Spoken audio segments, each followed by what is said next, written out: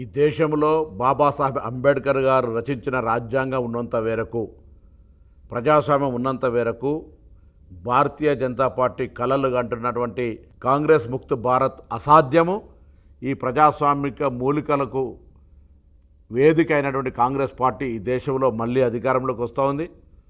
వీళ్ళు కలలు కంటి హిందుత్వం పేరు మీద దేశ విభజనకు సంబంధించినటువంటి ఆలోచనతో, అంటే మతపరమైన అంశాలను రెచ్చగొట్టేటువంటి ఆలోచన ద్వారా పరిపాలించడమే శాశ్వతం అనుకుంటా ఉన్నారు. ప్రజాస్వామ్యం తప్పకుండా గెలుస్తుందని తెలియజేస్తూ ఈరోజు కేరళ కాంగ్రెస్ పార్టీ గెలుపు పట్ల తెలంగాణ పెద్దలు శ్రీధర్ బాబు గారు చెప్పినట్టుగా అందరం కూడా వారికి అభినందనలు తెలియజేస్తా ఉన్నాం. కేసీ వేణుగోపాల్ గారి నాయకత్వంలో అక్కడ సతీశన్ గారు, చెన్నితల గారు అందరూ కూడా కలిసి ఈరోజు కాంగ్రెస్ పార్టీ గెలవడానికి రాహుల్ గాంధీ గారి, ప్రియాంక గాంధీ గారి, ఖార్గే గారి నాయకత్వంలో కష్టపడి ప్రజలు అక్కడ ప్రభుత్వాన్ని ఎన్నుకునే విధంగా బంపర్ మెజార్టీతో ఇచ్చినారు. మిగతా దగ్గర జరిగినటువంటి ఫలితాలను కూడా గమనిస్తూ ఉన్నాం. కానీ కాంగ్రెస్ పార్టీ ఎప్పుడు కూడా అధికారం కోసం అడ్డదారులు తొక్కలేదు. ఓడినా గెలిచినా ప్రజాస్వామ్య పరిరక్షణ కొరకు పనిచేసినటువంటి కాంగ్రెస్ పార్టీగా తప్పకుండా భవిష్యత్తులో ఈ ప్రజాస్వామ్య రక్షణకు భారతదేశ ప్రజలు తిరిగి భారతదేశంలో కాంగ్రెస్ పార్టీని అధికారంలో తెచ్చుకుంటారు.